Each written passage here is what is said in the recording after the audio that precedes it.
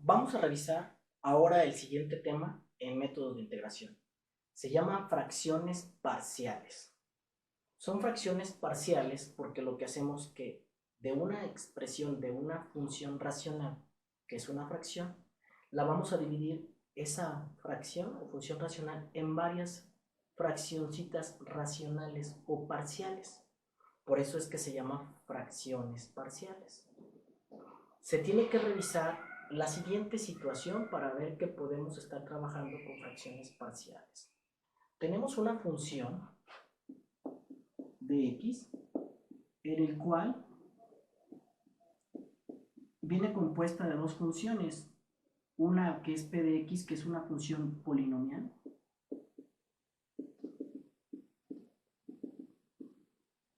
y un q de x, que también es una función polinomial.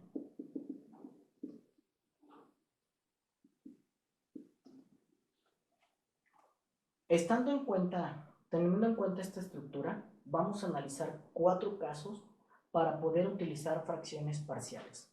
Un caso ya lo hemos trabajado con otras técnicas de integración y los otros 4 no. Pero también se toman en cuenta algunos autores el primer caso que ya lo hemos revisado como fracción parcial. ¿Cuáles son estos casos? Bueno, el primer caso, jóvenes, es justamente teniendo esta estructura general que p de x es de grado mayor a q de x. Si yo quisiera poner un ejemplo de manera arbitraria, sería f de x es igual a x cúbica más x sobre x menos 2. En el numerador, el grado mayor es al cubo y en el denominador el grado mayor es 1. Justamente como es un polinomio arriba en el numerador de grado 3 y abajo en el denominador es de 1, estoy en el primer caso. Y a eso nosotros en la primaria nos lo hacían llamar como una fracción impropia. ¿Sí? Una fracción impropia. Queda tomando en cuenta, por ejemplo, que tenemos 7 entre 2. Es más grande el numerador que el denominador. Ese sería el primer caso, que en un momento más lo vamos a analizar cómo resolverlo. ¿Cuál es el segundo caso? ¿Sí? El segundo caso sería justamente que p de x es de grado menor a q de x. Por ejemplo, de manera arbitraria vamos a poner 1 sobre x cuadrada más x menos 6.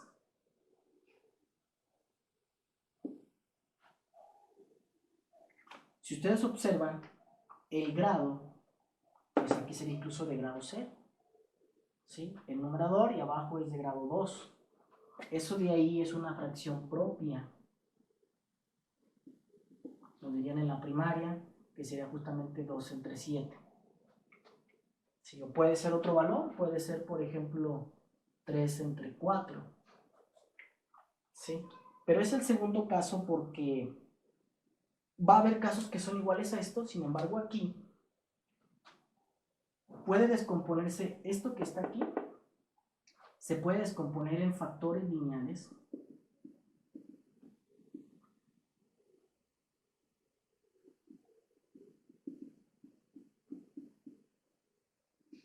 distintos.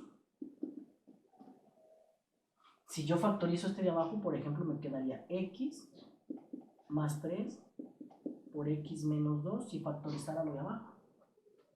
¿Sí? Este sería justamente para el segundo caso. Si me dijeran a mí que cuál es el tercer caso, entonces sería factores lineales repetidos.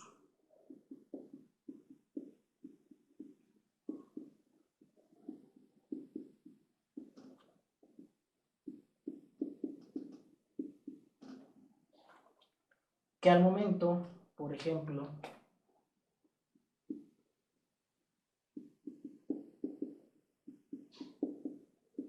de factorizar, si yo tuviera un polinomio, sería x más 4 y eso al cuadrado. Son lineales, factores lineales, porque están elevados a la 1, ¿sí? Por eso son lineales. O alguien podría preguntar, ¿x está al cuadrado? No, pero es como si tuviera x cuadrada por x cuadrada. X más 4 por x más 4. Un cuarto caso son los factores cuadráticos distintos. Factores cuadráticos distintos que si me pidieran un ejemplo de manera arbitraria, yo pudiese poner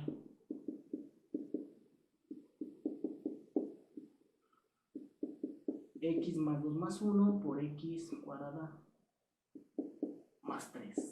Observen que están elevados al cuadrado.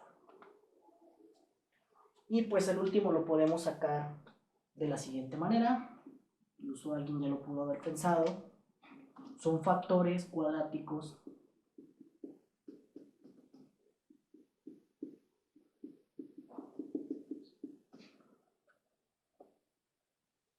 repetidos. Un ejemplo de manera arbitraria pudiese ser el siguiente.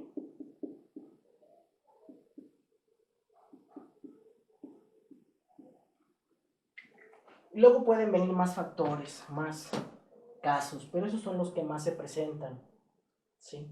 Hay un teorema del álgebra muy bonito, que justamente es donde se basa para poder encontrar la descomposición. Si a mí en ese teorema de álgebra me dice que si yo tengo un polinomio, lo puedo descomponer en factores lineales y cuadráticos, ¿sí? Para poderlo descomponer en factores lineales y cuadráticos, me baso de la factorización, obviamente.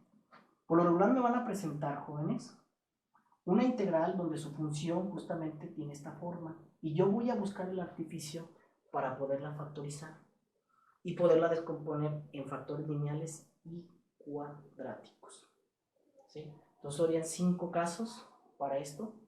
5 casos. Este caso ya lo hemos trabajado en clase y estos son los que vamos a empezar a analizar. Bien, ¿dudas con respecto a esto en clase?